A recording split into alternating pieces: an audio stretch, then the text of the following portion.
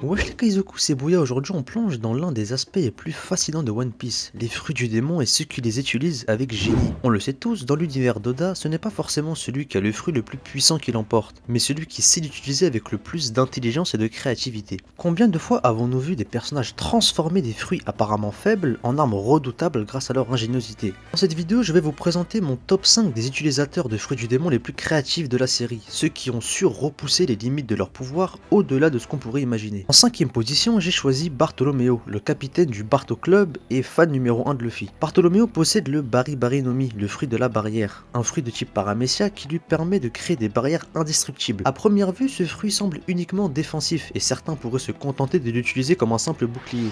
Mais ce qui rend Bartolomeo spécial, c'est sa façon d'exploiter les propriétés de ces barrières de manière offensive et stratégique. Par exemple, rappelez-vous pendant le Colisée Corrida, quand il a utilisé ces barrières non seulement pour se protéger, mais aussi pour créer des plateformes sur lesquelles se déplacer, piéger ses adversaires dans des espaces restreints, ou même comme rampe pour diriger ses attaques. L'une de ses techniques les plus créatives est Barrière Crash, où il crée une barrière et l'utilise comme un bélier pour écraser ses ennemis. C'est brillant quand on y pense, transformer un pouvoir purement défensif en arme offensive. Ce qui est particulièrement impressionnant, c'est que Bartolomeo n'a pas besoin d'une force brute énorme comme beaucoup d'autres personnages. Il compense avec une utilisation tactique de son fruit, prouvant qu'avec suffisamment d'imagination, même un pouvoir apparemment limité peut devenir redoutable.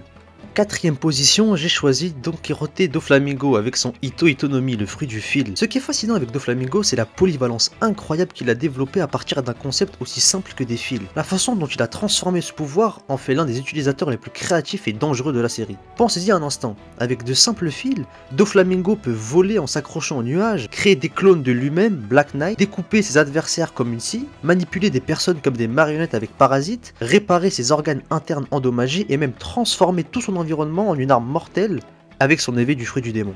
Sa technique Bird Cage est particulièrement impressionnante. Transformer des fils en une cage mortelle qui peut découper une île entière, c'est de la pure créativité machiavélique.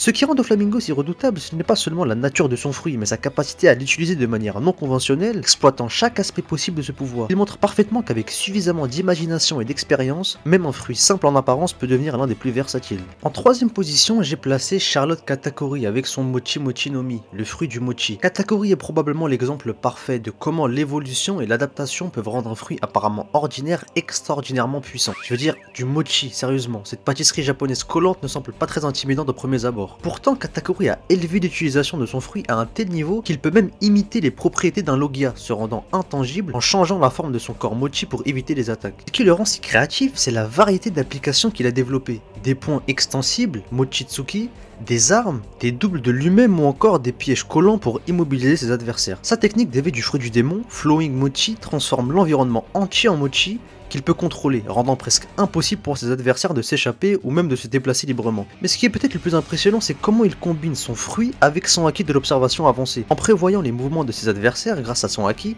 il peut façonner son mochi exactement là où il en a besoin, au moment exact où il en a besoin. Katakuri nous montre que ce n'est pas le fruit qui fait le pirate, mais bien l'inverse. En deuxième position, qui d'autre que notre capitaine préféré, Monkey D. Luffy avec son Gomu Gomu no Mi, le fruit du caoutchouc. Le parcours de Luffy avec son fruit est l'un des exemples les plus impressionnants d'évolution créative dans toute la série. Au début, il n'avait que quelques attaques basiques, Gomu Gomu no Pistol, Bazooka, Rocket. Regardez où il en est maintenant. Ce qui rend Luffy véritablement créatif, c'est sa capacité à constamment réinventer l'utilisation de son fruit face à de nouveaux défis. Gear Second où il utilise son corps élastique pour pomper son sang plus vite et augmenter sa vitesse. Gear Third où il insuffle de l'air dans ses os pour des attaques massives. Gear Force avec ses multiples formes, Boundman, Tankman, Snakeman, chacune adaptée à différentes situations. Et bien sûr maintenant avec le Gear 5 et l'éveil de son fruit, Luffy a porté son pouvoir à un niveau complètement nouveau, embrassant la nature cartoonesque de l'élasticité et repoussant les limites de la réalité elle-même. Ce qui est remarquable avec Luffy, c'est qu'il n'a jamais cessé d'expérimenter et d'innover avec son fruit, trouvant constamment de nouvelles applications, souvent au milieu même des combats les plus intenses. Rares sont les personnages qui ont montré une telle croissance et adaptation dans l'utilisation de leur pouvoir. Luffy prouve que même l'un des fruits les plus simples peut devenir extraordinaire entre les mains de quelqu'un suffisamment créatif et déterminé.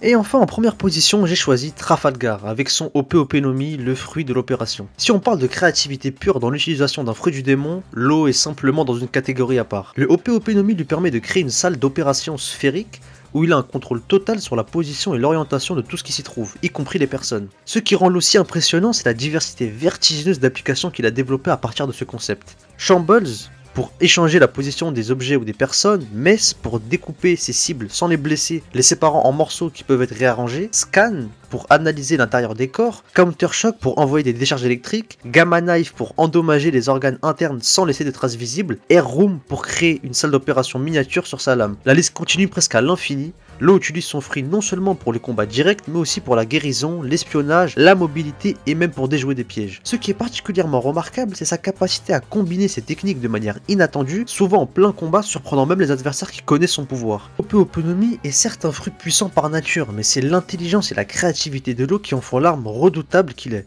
Il exploite chaque aspect de son pouvoir, trouvant constamment de nouvelles applications auxquelles même Oda n'avait peut-être pas pensé initialement.